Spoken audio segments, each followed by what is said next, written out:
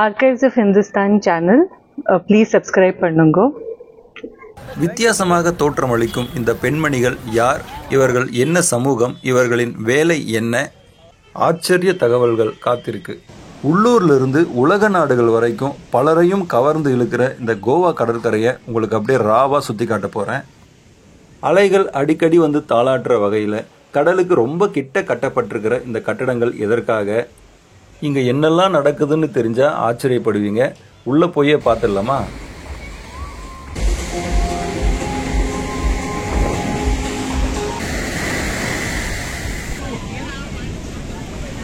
மதுவில் இவ்வளோ வெரைட்டி இருக்கா? இவ்வளோ கம்மி ரேட்டுக்கெல்லாம் இது கிடைக்குதா?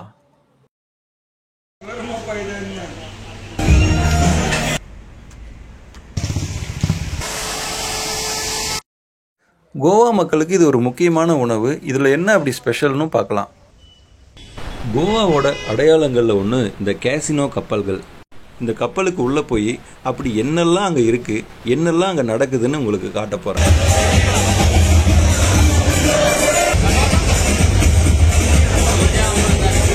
இந்த கப்பலுக்கு உள்ளே போய் என்ஜாய் பண்ணுறதுக்கு நிறைய செலவாகும்னு தான் நினைக்கிறீங்க. நானும் அப்படி தான் நினச்சிட்டு இருந்தேன். ஆனால் அங்கே போனதுக்கப்புறம் தான் தெரிஞ்சது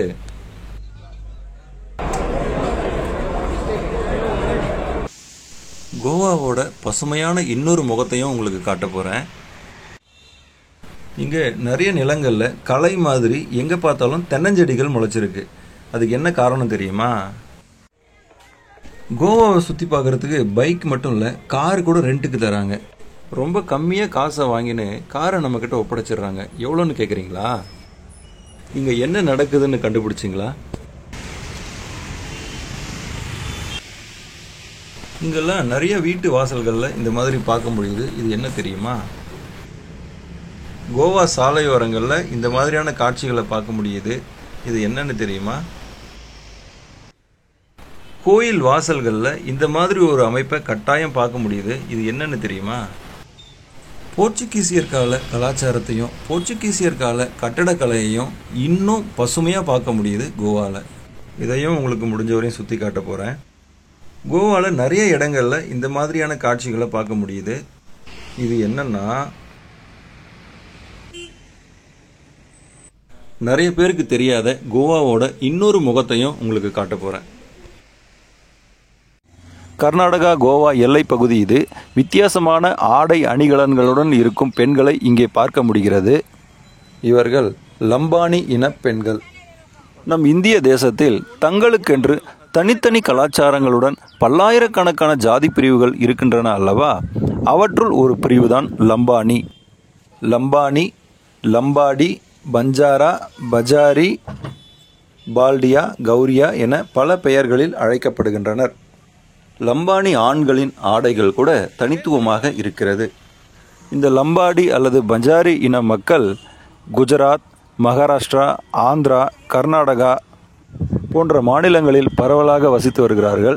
தமிழ்நாட்டிலும் இந்த சமூகம் இருக்கிறது. ஆனால் தமிழ்நாட்டில் இந்த சமூக மக்கள் இது போன்று பாரம்பரிய உடைகளை அணிவதை நிறுத்திவிட்டனர்.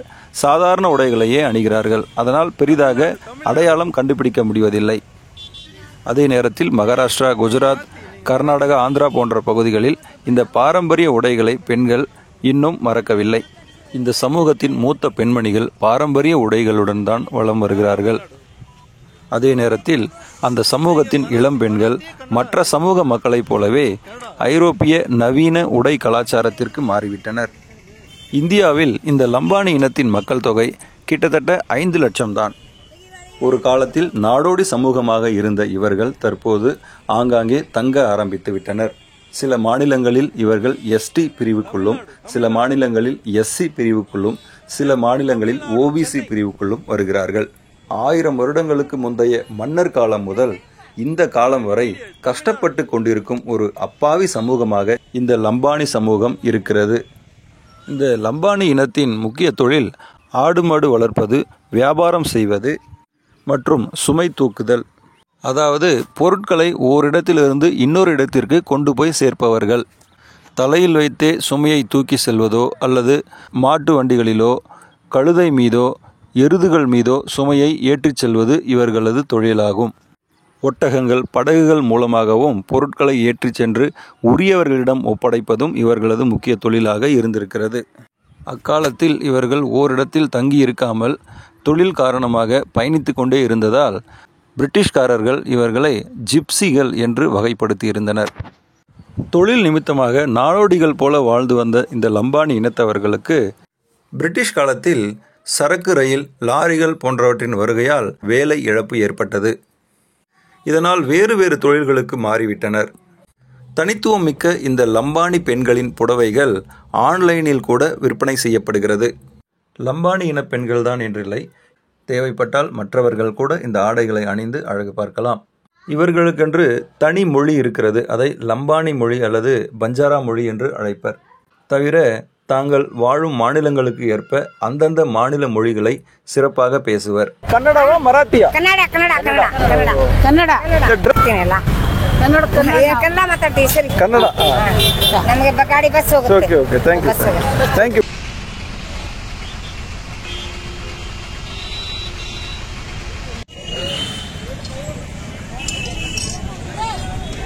தமிழ்நாட்டில் வேட்டி சட்டை போல வடக்கு கர்நாடகாவில் ஆண்களின் பாரம்பரிய உடை இப்படிதான் இருக்கிறது. Mother tongue Marathi Marathi Marathi or Kannada? Kannada. Okay. இங்கே ஒரு பெண்மணியை சாமி சிலையுடன் பேருந்து நிலையத்தில் பார்க்க முடிந்தது.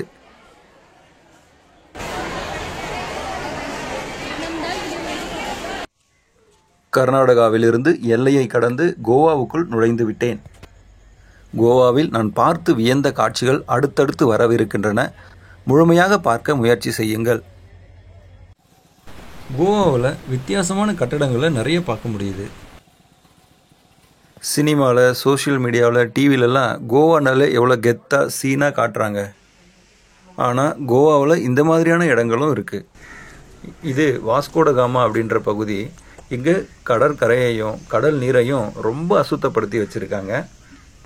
இந்த பகுதியிலிருந்து போகிற சாக்கடை கழிவு நீர்களும் குப்பைகளும் அதுக்கு ஒரு காரணம்னா மீன்பிடி படகுகள், கப்பல்களிலிருந்து வெளியேற ஆயிலும் கழிவு நீரும் இன்னொரு காரணம். நிறைய பேர் காலை கடன் முடிக்கவே இங்கே பீச்சுக்கு தான் வராங்க.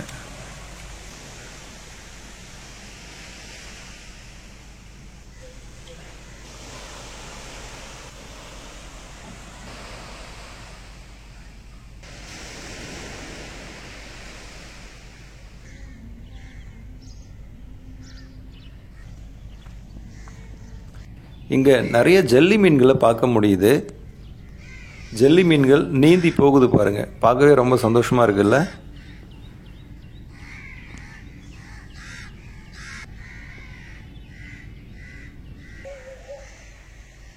இங்கே பாருங்களேன், பூனை புல்லு சாப்பிடுது. பிரெட் ஃப்ரூட் இல்லைன்னா கறிப்பலா அப்படின்னு சொல்லுவாங்கள்ல, அந்த மரம் இங்கே நிறைய இருக்குது. நிறைய வீடுகளில் இந்த மரங்களை வளர்க்குறாங்க. இங்கே மற்ற காய்கறிகள் மாதிரி இதை சமையல் செஞ்சு சாப்பிட்லாம்.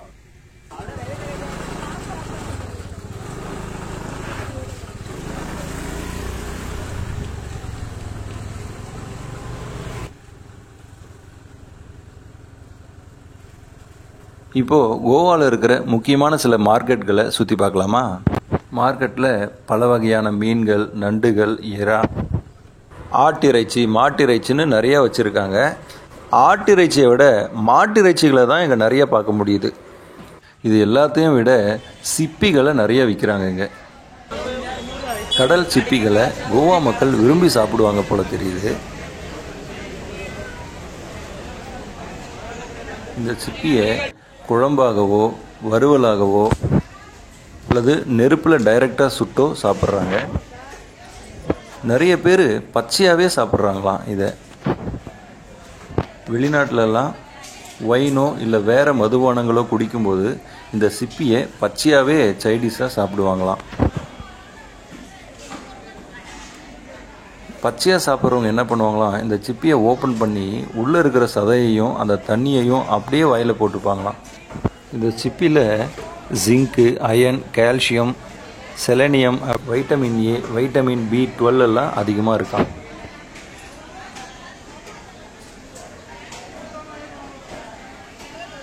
சிப்பியை எப்படி ஓப்பன் பண்ணி உள்ளே இருந்து அந்த கறி எடுக்கிறாங்க பாருங்களேன்.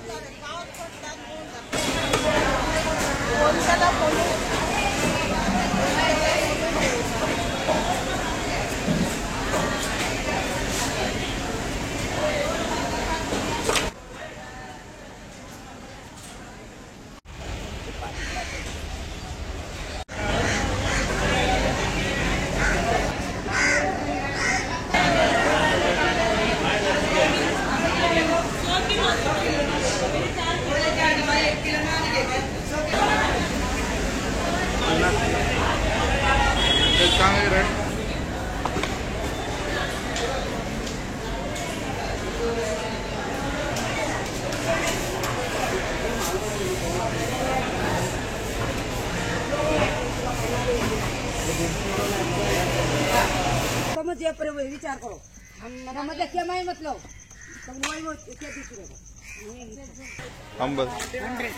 $100. ஓகே. அந்த டப்பா இருக்குது பாருங்க, கட்டை டப்பா, அதில் எடுத்து போடுறாங்க. அதில் ஒரு டப்பா 100 ரூபாயாம்.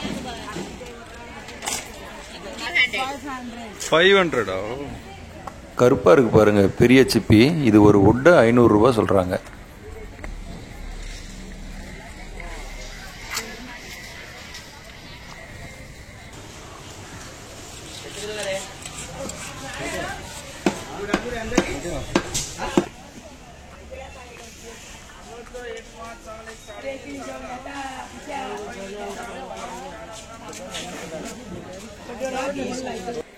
வெங்காயம் எவ்வளோ அழகாக ரெடி பண்ணியிருக்காங்க பாருங்க.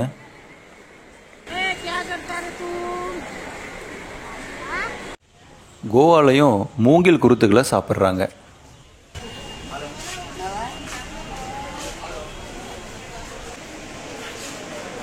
மார்க்கெட் பாருங்க, பார்க்க ஒரு இண்டோர் ஸ்டேடியம் மாதிரி இருக்கு.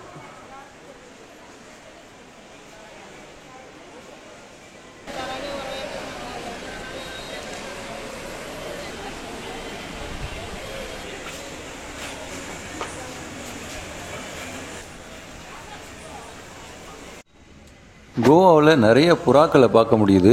தினமும் பறவைகளுக்கு தீனி போடுற நல்ல மனிதர்களையும் இங்கே நிறைய பார்க்க முடியுது.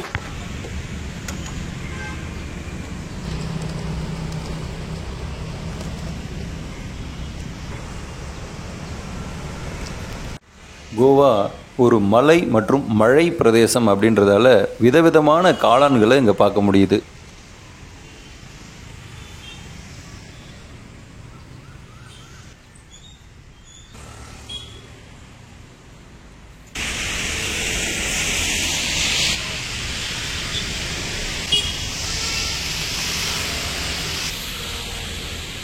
கோவாவில் சாலையோரங்களில் இந்த மாதிரி கண்ணுக்கும் மனசுக்கும் குளிர்ச்சியான இதமான நிறைய இடங்களை பார்க்க முடியுது.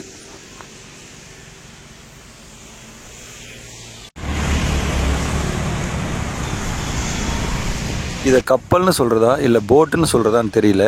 இதை ஃபெர்ரி இல்லை ஜெட்டின்னு அழைக்கிறாங்க. இதை பயணிகள் கப்பலாகவோ இல்லை சரக்கு கப்பலாகவோ எப்படி வேணால் பயன்படுத்திக்கலாம். கோவாவில் கடலும் ஆறும் ஏரிகளும் நிறைஞ்சிருக்கிறதால இந்த ஃபெர்ரியோட தேவை அதிகமாக இருக்குது. ஆட்டோ, பேருந்துகள் மாதிரி இந்த ஃபெர்ரி சேவையும் கோவாவில் அதிகமாக இருக்குது.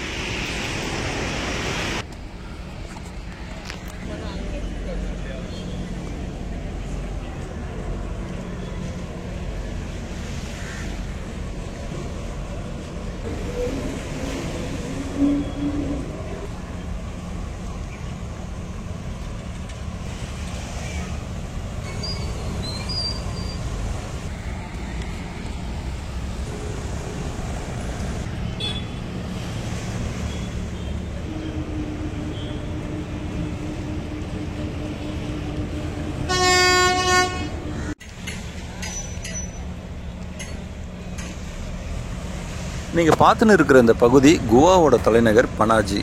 பனாஜி வழியாக ஓடி கடலில் கலக்கிற இந்த பெரிய ஆறு பேர் மண்டோவி. இந்த மண்டோவி ஆற்றுல சாதாரண ஃபெர்ரி, ஜட்டி சர்வீஸை தாண்டி சொகுசு கப்பல்கள் அதிகம் நின்றுட்டுருக்கிறத நீங்கள் பார்க்கலாம். இதில் பெரும்பாலான கப்பல்கள் கேசினோ கப்பல்கள். இவையெல்லாம் கேசினோ கப்பல்களோட அலுவலகங்கள். ரோடில் வரிசையாக இருக்குது பாருங்கள். இங்கே நம்ம டிக்கெட் வாங்கினோம்னா ஃபெர்ரி போட்டில் அந்த சொகுசு கப்பலுக்கு நம்ம கூட்டு போய் விட்டுறாங்க. பல வகையான சூதாட்டங்கள் நடக்கிற இடத்துக்கு பேர் தான் கேசினோ. இந்த கப்பல்களுக்குள்ள வெரைட்டியாக பல்வேறு வகையான சூதாட்டங்கள் நடக்குது. இந்த கேசினோ கப்பல்களுக்கு உள்ளே போய் சுற்றி பார்த்து சாப்பிட்டு மதுபானம் குடித்து அங்கே சூதாட்டங்கள் விளையாடணும் அப்படின்னா குறைஞ்சபட்சம் 2000 ரூபாய் டிக்கெட்டு. அதில் நிறைய வெரைட்டி இருக்குது. 5000 ரூபாய், 8000 ரூபாய், 10000 ரூபான்னு அந்த டிக்கெட்லேயே நிறைய வெரைட்டி இருக்குது. நாம் கொடுக்குற காசுக்கு ஏற்ற மாதிரி உள்ள சலுகைகளும் வசதி வாய்ப்புகளும் கூடும். டிக்கெட் வாங்கினதுக்கப்புறம் ஃபெர்ரியில் ஏற்றி அந்த சொகுசு கப்பலுக்கு கூட்டிகிட்டு போயின்னு இருக்காங்க. அந்த காட்சியை தான் நீங்கள் பார்த்துன்னு இருக்கீங்க. இந்த மெஜஸ்டிக் ப்ரைட் அப்படின்னு போட்டிருக்கு பாருங்கள். இந்த சொகுசு கப்பலுக்கு உள்ளே போய் தான் உங்களுக்கு சுற்றி காட்ட போகிறேன்.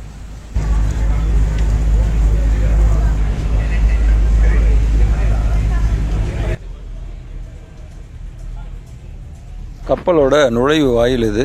உள்ளே போன உடனே ரஷ்ய பெண்களோட பயங்கரமான டான்ஸை பார்க்க முடிஞ்சது.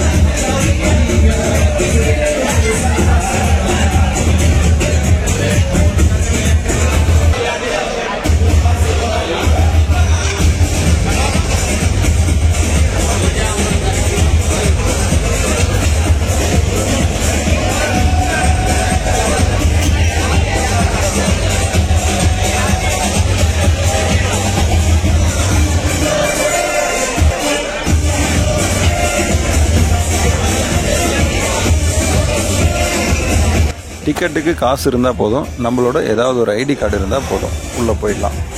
பெண்கள் குழந்தைகள் கூட அதிக அளவில் உள்ளே வராங்க. குழந்தைங்களை கவர் பண்ணுற மாதிரி உள்ள கேம் செக்ஷன் தனியாக இருக்குது.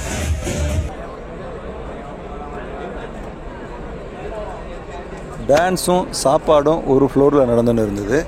இன்னொரு ஃப்ளோருக்கு போய் பார்த்தா அங்கே தான் சூதாட்டங்கள்லாம் நடந்துகிட்ருக்கு. அதே நேரத்தில் எல்லா ஃப்ளோர்லேயும் மதுபானம் கொடுக்குறாங்க. கேசினோ கப்பலுக்குள்ள சூதாட்டங்கள் நடந்து கொண்டிருக்கும் காட்சியை தான் இப்போ நீங்கள் பார்த்துன்னு இருக்கீங்க. இந்த கப்பல்களுக்குள்ளே சாதாரண மக்கள் போக முடியாது. நிறைய வசதி வாய்ப்பு இருக்கிறவங்களோ இல்லை ஏற்கனவே மெம்பர் ஆகியிருக்கிறவங்களோ தான் போக முடியும் அப்படின்னு நினச்சிட்டு இருந்தேன். ஆனால் அங்கே போனதுக்கப்புறம் தான் தெரியுது யார் வேணும்னாலும் போகலாம். குறைஞ்சபட்சம் 2000 ரூபா 2500 ரூபாயிலேருந்து டிக்கெட் ஸ்டார்ட் ஆகுது. ஆசைப்படுறவங்க யார் வேணுனாலும் போகலாம். 24 மணி நேரமும் சாப்பாடும் சரக்கும் உள்ளே கிடைக்கும்.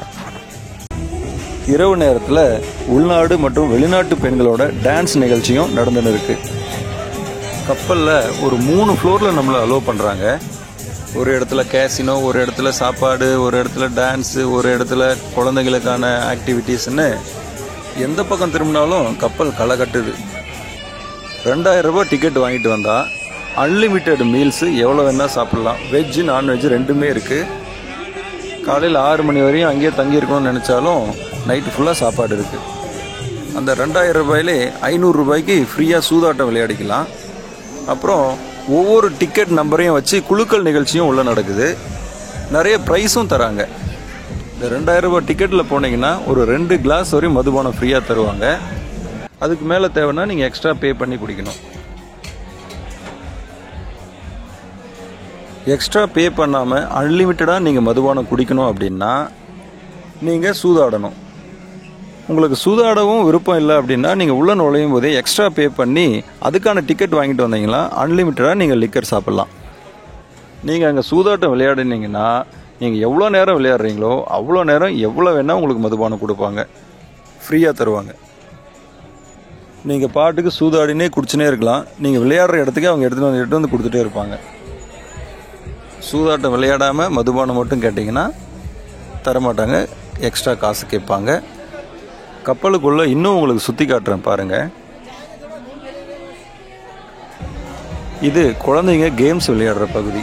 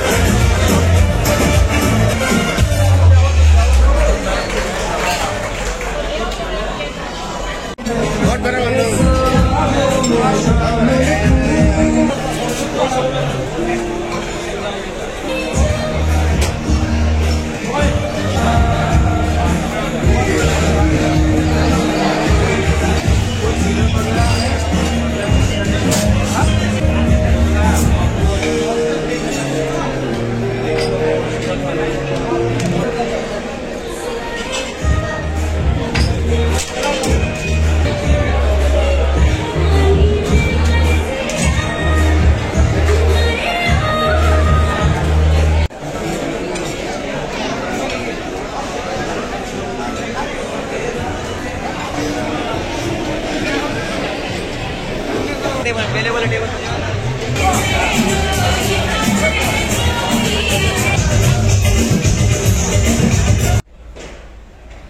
கப்பலில் இருக்கிற டாய்லெட் பகுதி இது. இல்லை எனக்கு கேசினோ கப்பல் வேணாம், சூதாடுறதுல விருப்பம் இல்லைன்னு நினச்சிங்கன்னா சாப்பாடு, டான்ஸு, மதுபான வசதி மட்டும் இருக்கிற மாதிரியான கப்பல்களும் அங்கே இருக்குது. அதை டின்னர் க்ரூஸ் அப்படின்னு சொல்கிறாங்க. அந்த மாதிரி கப்பலுக்கெல்லாம் டிக்கெட் கம்மி தான். 500 ரூபாயிலேருந்தே ஸ்டார்ட் ஆகுது. 500 ரூபா, 800 ரூபா, 1000 ரூபா, 2000 ரூபா அப்படின்னு கப்பலுக்கு ஏற்ற மாதிரி டிக்கெட் வேரி ஆகுது. நம்ம நாட்டில் குஜராத்திலிருந்து வெஸ்ட் பெங்கால் வரைக்கும் மிக நீண்ட மிகப்பெரிய கடற்கரைகள் இருந்தாலும் கோவா கடற்கரைகள் ரொம்ப ஸ்பெஷலாக பார்க்கப்படுது. அங்கே மட்டும் அப்படி என்ன ஸ்பெஷல் அப்படின்னு தெரிஞ்சுக்க எனக்கும் ஆவலாக இருந்தது. அதனால் கோவா கடற்கரைகளை சுற்றி வந்தேன். அப்படி அங்கெல்லாம் என்ன தான் இருக்குன்னு நீங்களும் பாருங்களேன். மனைவியோடையோ ஃப்ரெண்ட்ஸோடையோ கேர்ள் ஃப்ரெண்ட்ஸோடையோ போய் டான்ஸ் ஆடி என்ஜாய் பண்ணுறவங்களும் இருக்காங்க.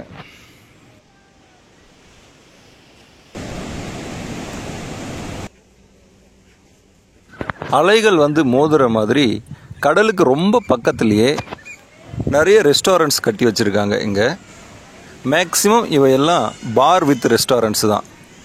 சாப்பாடும் இருக்கும், மதுபானமும் இருக்கும். பார்ட்டி ஹால் மாதிரியும் இருக்குது.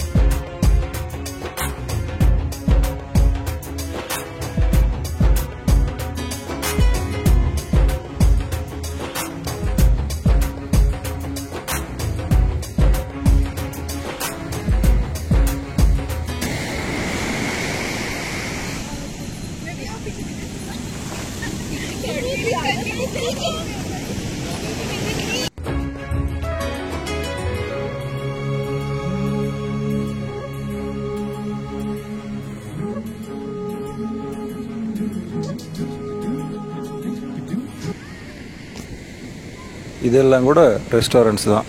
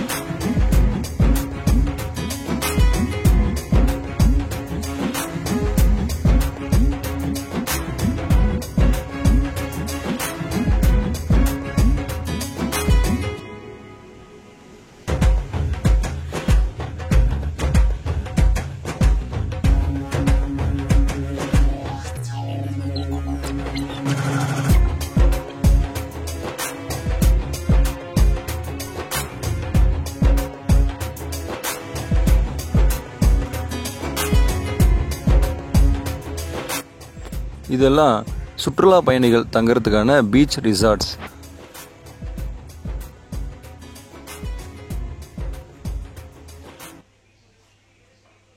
மதுபான பிரியர்களுக்கு கோவா ஒரு சொர்க்கம் மாதிரிங்க. ஏன்னா பல வகையான மதுபானங்கள் இங்கே கிடைக்குது, அதுவும் ரொம்ப குறைஞ்ச விலையில் கிடைக்குது. கையில் ஒரு 30 ரூபா இருந்தால் போதும், பாருக்கு போய் ஒரு பெக் அடிக்க முடியும். அவர் கையில் வச்சுருக்காரு இல்லையா, அதுதான் பெக்குன்றது. அந்த கிண்ணத்தை இந்த பக்கம் திருப்பினா 60 மில்லி, இந்த பக்கம் திருப்பினா 30 மில்லி. 60 மில்லியை தான் ஒரு பெக்குன்னு சொல்லுவாங்களாம், 30 மில்லியை அரை பெக்குன்னு சொல்லுவாங்களாம். இங்கே இருக்கிற சில மதுபான கடைகளுக்கு உள்ளே போய் என்ன மாதிரியான வித்தியாசமான புது புது மதுபானங்கள்லாம் அங்கே இருக்குன்னு பார்க்கலாமா? மது குடிப்பதும் புகைப்பிடிப்பதும் நிச்சயமாக உடல் நலத்துக்கு கேடு அப்படின்னு நான் இங்கே சொல்லிக்கிறேன். இருந்தாலும் இதுவும் ஒரு பொது தகவல் தான், இதுவும் ஒரு செய்தி தான் அப்படின்றதுக்காக உங்களுக்கு காட்டுறேன். இங்கே இருக்கிற நிறைய வகை மதுபானங்கள் இங்கே கோவாவிலே தயாரானவை. சில வகை மதுபானங்கள்லாம் அங்கே ஒரு ஃபுல்லே 100 ரூபாய்க்கு கிடைக்குது. இந்தியாவில் மற்ற ஸ்டேட்டை ஒப்பிடும்போது இங்கே ரொம்ப ரொம்ப கம்மி.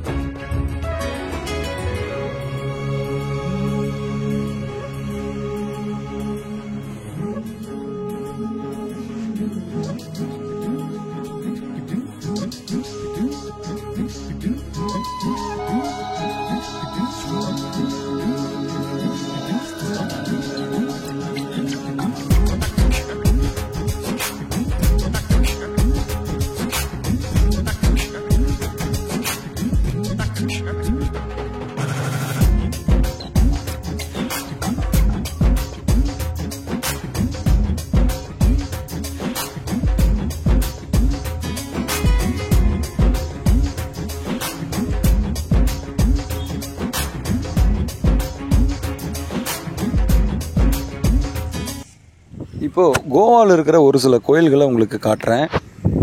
மற்ற மாநிலங்களை ஒப்பிடும்போது நம்ம கோவாவில் இருக்கிற கோயில்கள் கொஞ்சம் வித்தியாசமாக இருக்குது.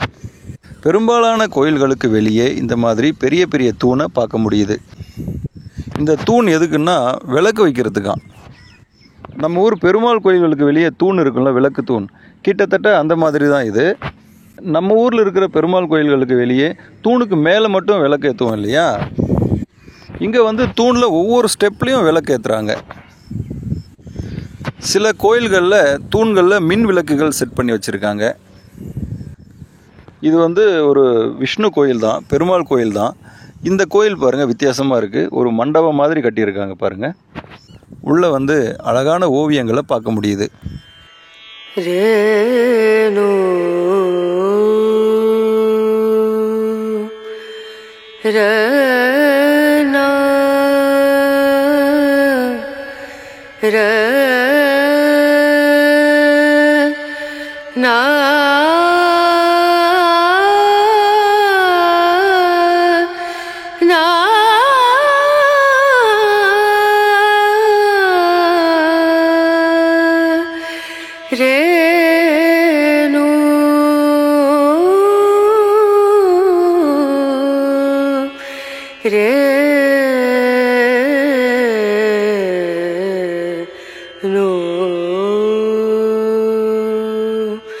Dim dum da na da dim da na na dim dum da na da dim da na dim dum da na dim dum da na da dim da na o da ni da na di da na na o da ni da na di da na na da di na da dim dum da na da dim da na dim dum da na da dim da na dim dum da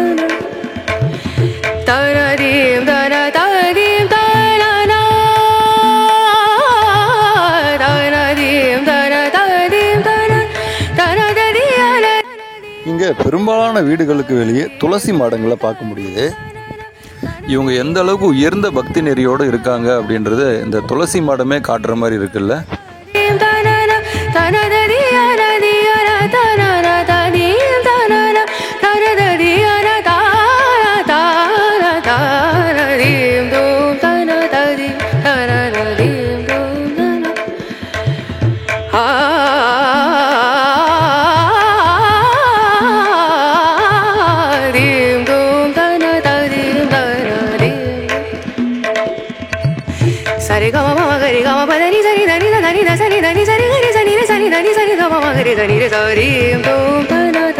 கோவால நிறைய இடங்கள்ல சத்ரபதி சிவாஜியோட சிலைகளை பார்க்க முடியுது.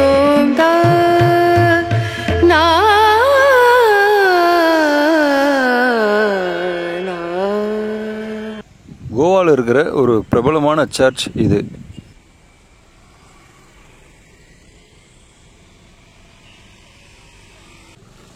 அடுத்ததா கோவா தலைநகர் பனாஜில் இருக்கிற ஒரு அழகான இடத்த பார்க்க போகிறோம். இந்த இடத்துக்கு பேர் ஃபோன்டெய்னஸ். இந்த கோவாவை போர்ச்சுகீசியர்கள் ஆட்சி பண்ணாங்க இல்லையா, அந்த டைமில் அந்த போர்ச்சுகீஸ் நாட்டை சேர்ந்த அதிகாரிகள், அலுவலர்கள், முக்கிய பிரமுகர்கள்லாம் இந்த இடத்துல தான் வீடு கட்டி தங்கி இருந்திருக்காங்க. அந்த வீடுகள், கட்டடங்கள்லாம் இன்னும் அப்படியே இருக்குது. வருஷம் அதே கலரில் பெயிண்ட் பண்ணி அப்படியே பழமை மாறாமல் மெயின்டைன் பண்ணிட்டு வராங்க. இதை ஒரு குட்டி போர்ச்சுகல் நாடு அப்படின்னே சொல்லலாம். ஏன்னா இந்த ஃபோன்டெய்னஸ் அப்படின்ற பகுதிக்கு உள்ளே வந்தால் போர்ச்சுகல் நாட்டுக்கு போன மாதிரி ஒரு ஃபீல் கிடைக்கும்.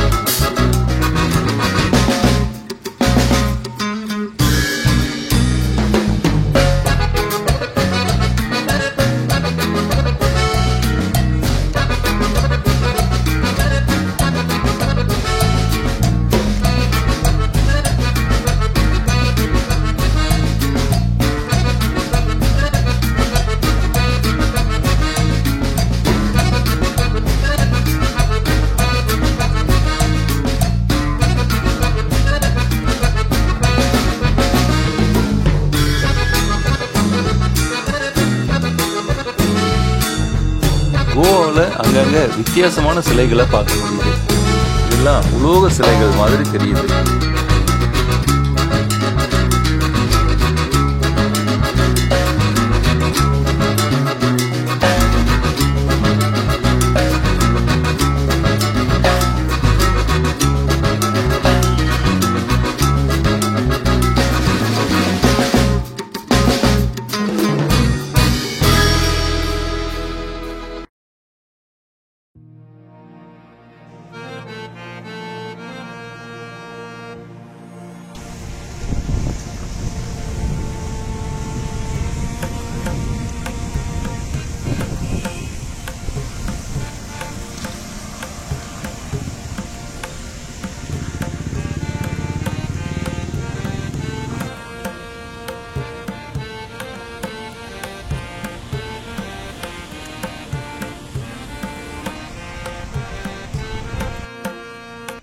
இங்கே பாருங்கள், பழைய வேஸ்ட்டு பிளாஸ்டிக் எல்லாம் பொறுக்கி ஒரு அழகான மீன் பண்ணியிருக்காங்க பாருங்கள்.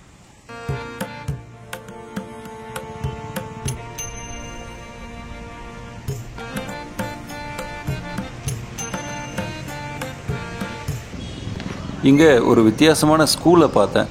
வழக்கமாக ஸ்கூலுக்கு முன்னாடி கிரவுண்டு தானே இருக்கும். இங்கே பாருங்கள், ஏரி இருக்குது.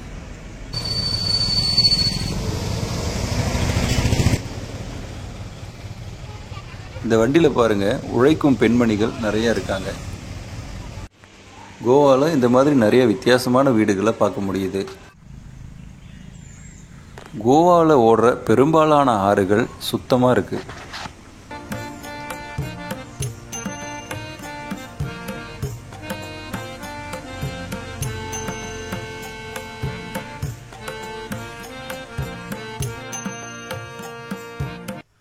கோவாவில் நிறைய இடங்களில் இந்த மாதிரி பழைய கப்பல்களை பார்க்க முடியுது.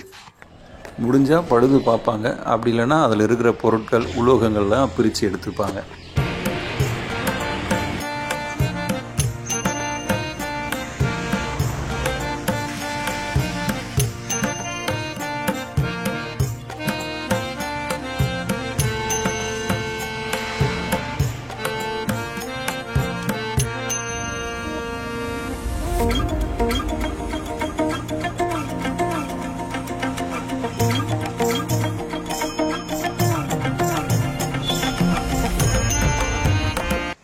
கோவாவில் ஒரு இடத்துல தென்னந்தோப்பை பார்த்தேன். அந்த தென்னந்தோப்பில் தேங்காயை வெட்ட மாட்டாங்க போல் தெரியுது. அப்படியே தேங்காய் முத்தி கீழே விழுந்து தோப்பு ஃபுல்லாக அங்கங்கே செடி முளைச்சின்னு இருந்தது. தென்னந்தோப்பை அப்படியே கண்டுக்காமல் விட்டு வச்சுருக்காங்க.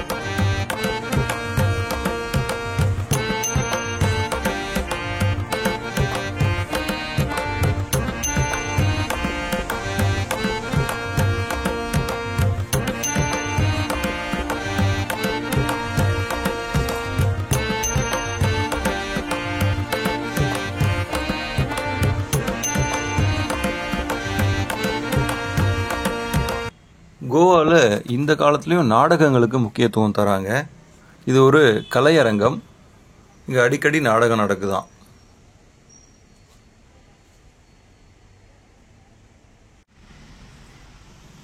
கோவாவில் ஒரு அழகான ஆலமரத்தடி விநாயகர் ஆலயத்தை பார்க்க முடிஞ்சது.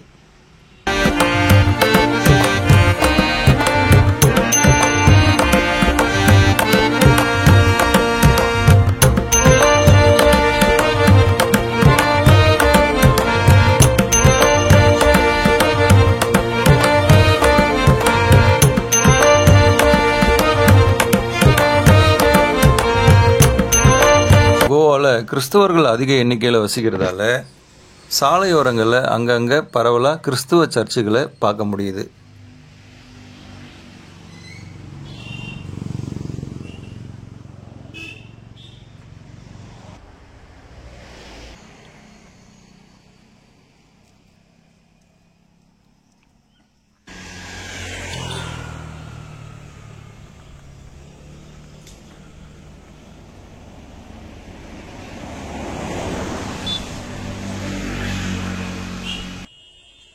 கோவா தலைநகர் பனாஜில் இருக்கிற முக்கியமான பேருந்து நிலையம் இது.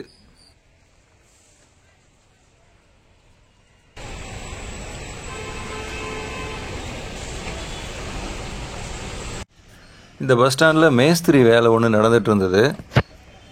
அங்கே மணல், கல், ஜல்லி எல்லாம் எடுத்து கொடுக்குற பெண்மணிகள் சிலர் முகத்தை மூடின்னு வேலை செஞ்சிட்டு இருந்ததை பார்க்க முடிஞ்சது. கோவாவில் சாலைகள்லேயே மரங்களை பார்க்க முடியுது. சாலை விரிவாக்கம் பண்ணும்போது ரொம்ப அவசியம், வேறு வழியே இல்லைன்னா தான் மரத்தை வெட்டுறாங்க. கொஞ்சம் முன்ன பின்ன ரோட்லேயே இருந்தாலும் மரங்களை வெட்டாமல் விட்டுடுறாங்க. இதை பார்க்க உண்மையிலே மனசுக்கு ரொம்ப இதமாக இருந்தது, சந்தோஷமாக இருந்தது. தமிழ்நாட்டிலையும் இந்த மாதிரி சாலையை விரிவாக்கம் பண்ணுறேன், சாலையை சீரமைக்கிறேன்ற பேரில் மரங்களை வெட்டாமல், மரத்தை சுற்றி ஃபுல்லாக சிமெண்ட் போட்டு மூடி அந்த மரத்தை கொல்லாமல் இருந்தால் ரொம்ப நல்லா இருக்கும். கோவாவில் சாலையோரங்களில் தென்னை மரங்களை கூட பார்க்க முடியுது.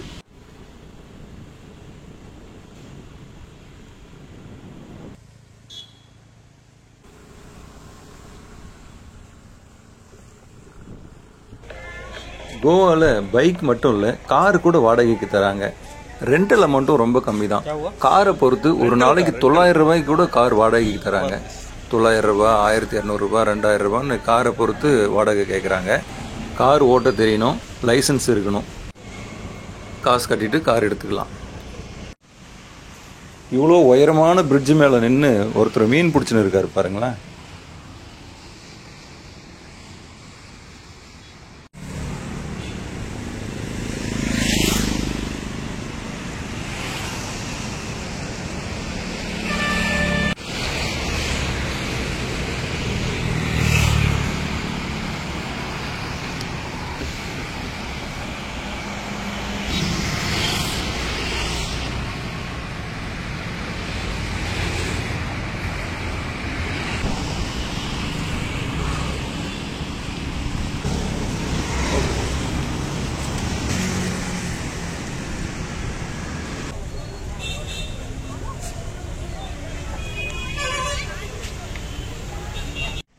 கோவாவில் மழை சீசனில் குளிர் கொஞ்சம் அதிகமாக இருக்கும்.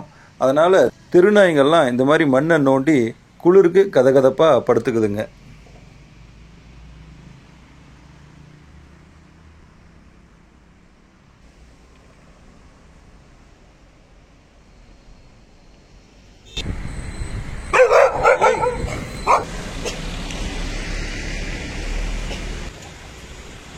கோவாவில் என் கவனம் ஈர்த்த மேலும் சில இடங்களையும் காட்சிகளையும் தொடர்ந்து பார்க்கலாம்.